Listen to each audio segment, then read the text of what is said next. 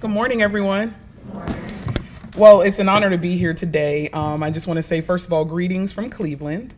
It's very exciting to come together and be able to discuss best practices for high student achievement. As Mr. Jimerson said, my name is Chaundria Smith, and I'm the principal of Cleveland Early College High School. I have been at the school for 5 years.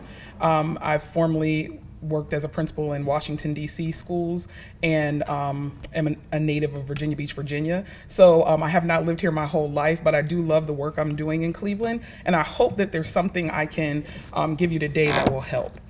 So this year, as you see, our overall school grade was a B on the state report card, and here are our 6 components.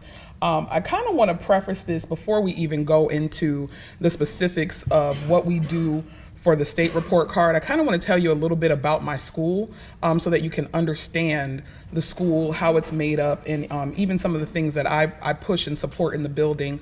Our school is located in the center of the city of Cleveland.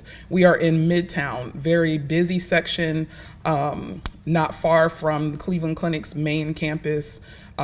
Plenty of colleges, schools, things of that sort. My students come from all over the city. So they come from the west side and the east side of Cleveland. And we are 100% free and reduced lunch in my building. I have only 15 staff members, 325 students in my building, and I actually share a campus with 2 other schools. So there are 3 high schools on one huge campus, and we share that building together. We do share sports, but everything else is separate. We have 3 different IRNs through the state, 3 different principals, 3 different programs, but we do just share a campus. And the small school model is a model that Cleveland has been going to more recently. It gives students a lot of opportunities for choice. And then it also creates an environment where students and staff really get to know one another because we have a small number of students. I know my students by their first name, all of them. And so that's one thing I wanted to highlight about our school. Before we get into the specifics on everything we're doing in our building, I just want to state that one of the most important things I've found that has had an impact on my building is by being very, very intentional about what I expect from my staff and from my students. I think that when we're talking about urban education, we have to be okay with having the difficult conversations with people about mindsets and how they feel about the students they serve. And I hold each one of my staff members to that. If there's not a growth mindset and you don't believe that students can achieve, then we have to have conversations about if this is the best fit for you. I think our students deserve the very best. And often in education, what we do is we send our very best to schools that really don't need the very best. And so I'm very particular about recruiting and having top performing teachers in my building and creating an environment where they enjoy what they do, even though we do encounter some difficulties along the way. So I just wanted to state that I think the mindset of your staff and your leadership is very important. And something I even tell some of my peers, having been a principal mentor and things of that sort, is also the mindset of the leader. With superintendents and districts, we have to be careful who we put in front of our students. And we have to take the time to really dig deeply into what that person's theories and ideas are about education and how students, particularly students in urban education, learn. So that's one of the most important things I wanted to state before we go into all that. So just to get that out of the way. But as I was stating, this year we earned a B. Last year we earned an A. Slightly different this year because there were some added components with the AP courses being counted in the federal AMOs under achievement. And I'll tell you what that means in just a minute. Under achievement, we currently have a C. And our component grade is a C for a few reasons. We actually improved our performance index. We have a very high percentage of students who are performing at proficient, advanced, and accelerated. However, we do have a few areas on the report card that we need to improve. One of those is meeting our gifted learners' needs. And that's something that I'm consistently working on with my teachers this year. We did not meet the component in gifted learning. We have about 35 students who are identified as gifted, and being able to make sure we're enriching learning and that they're learning at their levels is one of the things we're working on. Geometry across the state is a struggle.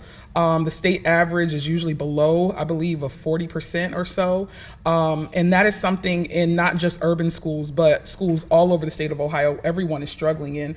So although we have our 73 in that, and I am extremely proud of that 73, because just a few years ago we were in the 40s. So to go from the 40s to the 70s and to surpass the state average, I'm very proud of my teachers for the growth. In biology, we actually had a 93% pass rate in high school biology, but now the state is adding in AP scores. So students that are taking advanced placement or college level courses, they take an assessment at the end of that course, and that's being factored in. So although our students were exposed to college level biology, not all of them passed that assessment at the end, and that is now factored in to that score, which is one of the reasons why that's an area we're still working on. And Algebra 1, we were just a few points away from meeting the federal AMO, but again, I'm extremely proud of that score as well, because a few years ago we were in the 20s. So just to see that we've moved all the way up to the 78.6% is a huge feat in just about 4 years. So I'm really, really proud of my staff for that. As you can see, American U.S. government, 100% pass rate. It's never lower than about a 98%. U.S. history, the same. English language arts, 1 and 2, we have pretty high achievement in, and then end of course assessments as well. And one of the things I attribute to that is, the first thing is, I stated earlier, we have very high expectations for our students, regardless to what schools they've come from, and the majority of our students have come from failing elementary and middle schools. But regardless of where they've come from, our expectation when they come through that door is that we know they can achieve at high levels.